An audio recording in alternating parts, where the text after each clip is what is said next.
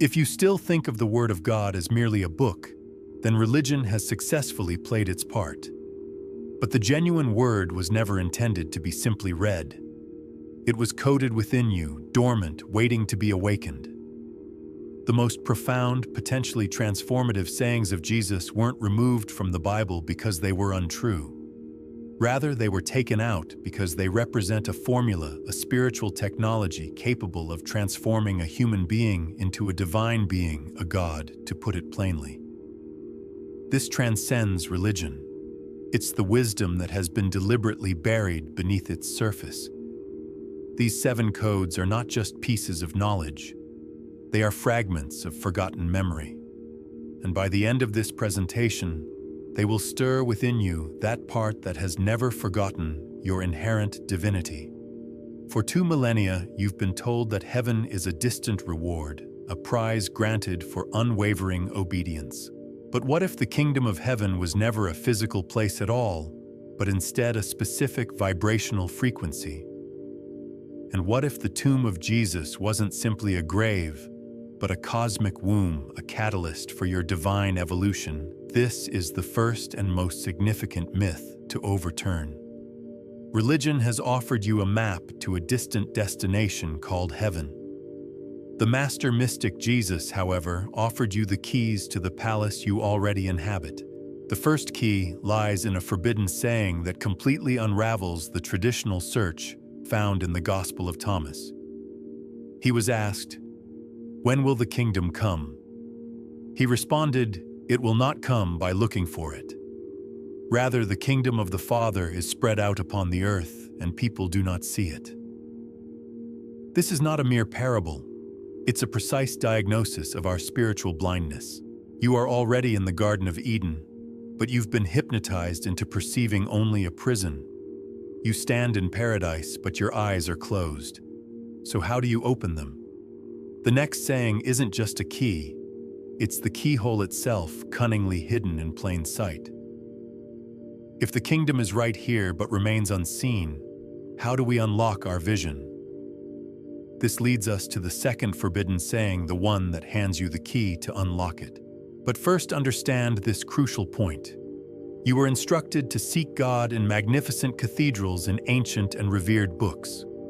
However, the mystics understood that the divine architect concealed the ultimate temple in the very last place you would ever consider looking within yourself. In a moment, I will reveal the saying that functions as the master key, and you will see its direct connection to the pineal gland, also known as the third eye, which the ancients regarded as the seat of the soul. From the Gospel of Thomas, "Know what is in front of your face, and what is hidden from you will be revealed." This is the straightforward language of profound truth. Cease chasing after visions. Stop endlessly seeking gurus. The entire mystery of the cosmos is encoded within what you dismiss as commonplace. The warmth of your morning coffee, the intricate pattern of leaves on a tree, the profound silence between your thoughts. You didn't stumble upon this video accidentally. Your soul has guided you here to remember this fundamental truth. The pain you carry isn't a curse inflicted upon you. It's a doorway, a portal to something greater. You've just located the door. But here's the twist. It doesn't open through prayer alone. It opens through integration, through fusion. The next forbidden saying will not necessarily bring you comfort. It will ignite a fire within you, because now the real inner work begins, and everything you've been conditioned to reject becomes an essential part of the key. Now we delve even deeper. Once you've found the door, you must commit to the inner work required to pass through it. The next forbidden saying is not simply a philosophical concept. It's a practical formula for spiritual alchemy. Religion has often taught you to strive for a state of artificial purity, to sever your shadow side, your anger, your desires. But what if that was the ultimate deception? What if God is not to be found in a state of impossible purity, but in embracing wholeness, the totality of your being? From the Gospel of Thomas. When you make the two one, when you make the inner as the outer and the outer as the inner, then you will enter the kingdom. This refers to the sacred marriage, the union of your light and your shadow, your spirit and your body, your moments of stillness and your internal storms.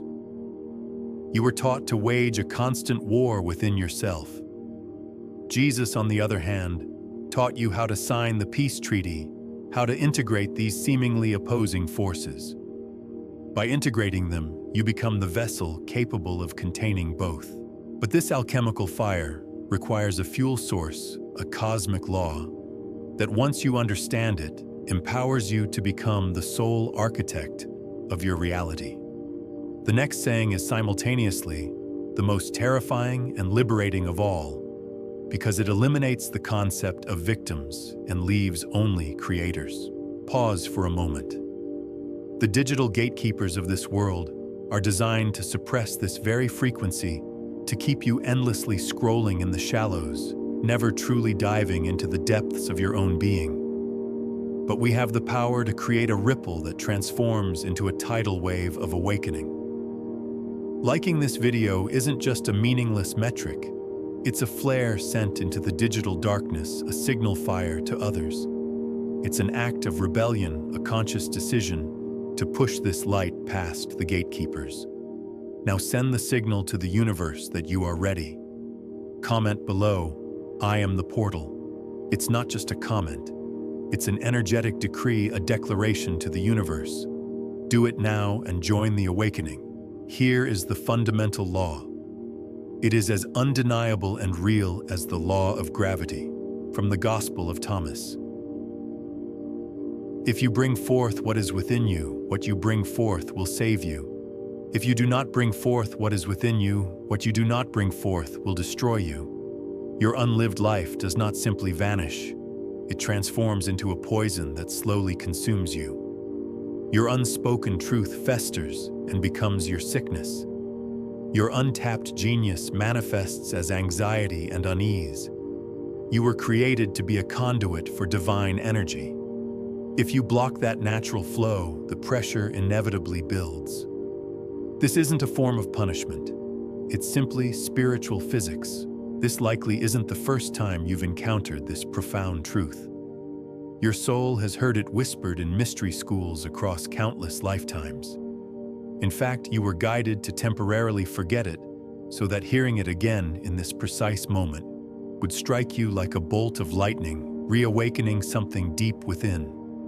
And now, here you are, not merely a witness to a prophecy. You are the prophecy being fulfilled in real time. You're not just passively watching a video.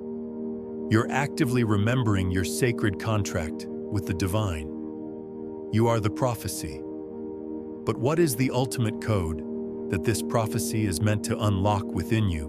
We now arrive at the pinnacle, the one saying so potent and transformative that it turns a human being into a living extension of the divine. Before we proceed, here's some important background information. The Lost Gospel of Thomas contained a total of 114 sayings.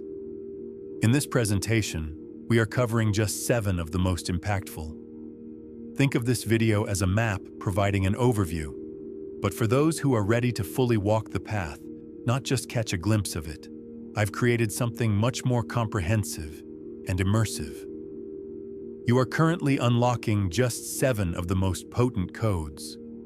But beyond these initial gates lies the entirety of the kingdom, a hidden terrain meticulously mapped across all 114 sayings of the Lost Gospel of Thomas. I've dedicated weeks to decoding every single line, translating ancient riddles into a living spiritual technology specifically designed for the modern seeker. It's called the Thomas Codex, the Lost Sayings of Jesus Decoded. This isn't just another course. It's a sacred and powerful tool designed to activate these lost texts, serving as a mirror, a map, and a guide for your own inner resurrection. When you feel ready to fully embark on this path, the link is waiting for you in the description and the comments section. Now, the next saying reveals that the light you've been told to wait for was never coming from the sky or from some external source. It was buried deep inside you all along, patiently waiting for your permission to rise and shine. And when it finally does, your entire world, and potentially the world around you, will undergo a profound shift. Let's continue our exploration.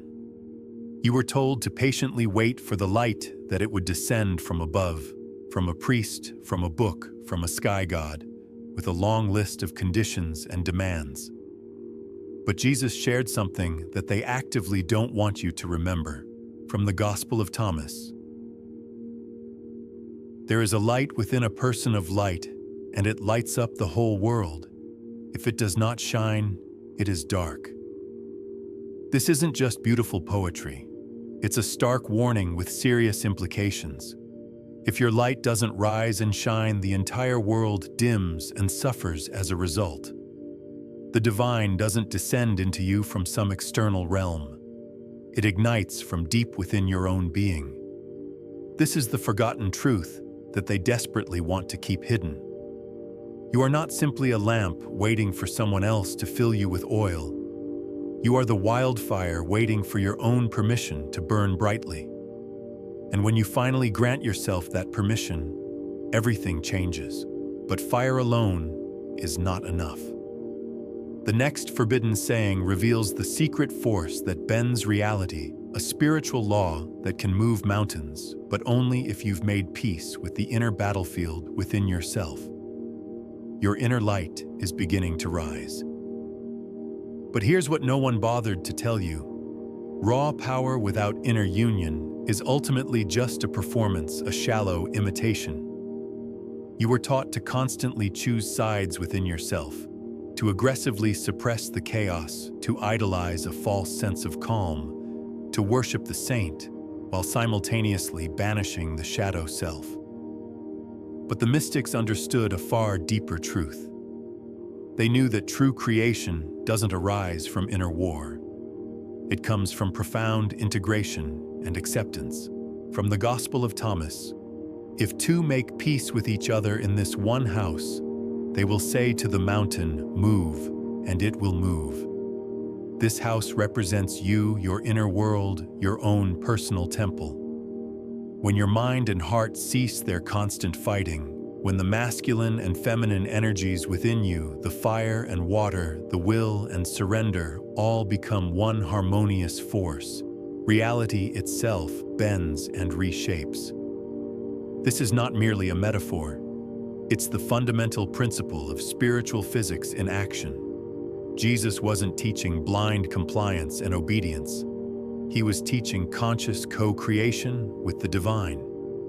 And the very moment you stop rejecting your own inherent complexity and begin embracing it, you become precisely what religion has always feared, a living, breathing portal of divine power. But if you yourself are the temple, then who is the God residing within it? The next and final saying doesn't provide a neat and tidy answer to that question. It shatters the very foundation of the question itself, because it reveals that the God you've been taught to worship from afar has been trying to become you all along. We now arrive at the pinnacle of this teaching, the saying that is so radical, so empowering, that it had to be deliberately buried under 1,600 years of religious dogma and misinterpretation. It is the ultimate formula for understanding and transforming your relationship with God. The ancients possessed the knowledge that a sacred secretion within the body, when consciously raised up the 33 vertebrae of the spine to the pineal gland, could transmute human consciousness into something extraordinary. This next saying holds the verbal key to unlocking that very ignition. From the Gospel of Thomas, "Whoever drinks from my mouth will become as I am. I myself shall become that person." Read that again and let it sink in, not worship me, not blindly follow me, but rather become as I am. He is not a savior to be passively placed on a pedestal and blindly worshipped. He is a prototype, a living example of an ascended human being who realized his full potential. To drink from his mouth signifies absorbing the living wisdom, the Christ frequency, so completely and utterly that the artificial line between you and him ultimately dissolves. He consciously raised the energy within his own body until it ignited like a brilliant star, and that is precisely what emerged from the tomb. And that is what he is explicitly telling you that you are also capable of achieving. The secrets have now been shared. The codes have been delivered to you. The final saying is the seventh, and it's not a saying written down in a book. It is you right now in this very moment. This is the final activation sequence. Gently place your hand on your heart. Go ahead. Do it now without hesitation. Close your eyes and take a deep breath. Feel the warmth beneath your palm. Feel that steady, unwavering rhythm. That is not merely a muscle mechanically pumping blood throughout your body. That is the Christ flame, the God spark, that resides within you. It was never located in a distant heaven or in some inaccessible realm. It was never confined to a stone tomb. It was buried deep within your own being, patiently waiting for you to finally come home to yourself. And now, at long last, it is risen. This isn't just another video destined to be forgotten. It's a signal, a beacon to the others who are ready to awaken. If this video found you, it's because you're one of us, one of the hidden ones, the remembering ones. And now your light becomes a torch, illuminating the path for others who are still lost in the darkness. Like this video, not for superficial metrics, but to send a flare through the veil to signal your presence. Subscribe as a vow to stay committed to this path of awakening, and share this transmission with just one other seeker, just one soul who you know is ready to awaken and remember. That is how we rise quietly together, like stars gradually returning to reclaim a dark sky. And for those who are ready to go far beyond the 7 lost sayings of Jesus that we've uncovered in this video, the Thomas Codex is now waiting for you, fully decoded, activated, and carefully prepared as your companion and guide through all 114 of them. You'll find the link conveniently located in the description and the pinned comment below. We'll meet again in the next transmission. But always remember this fundamental truth: you were never simply watching this video. You were being called, summoned from the depths of your soul. And now you are the one who is calling others to awaken, to awaken, to awaken.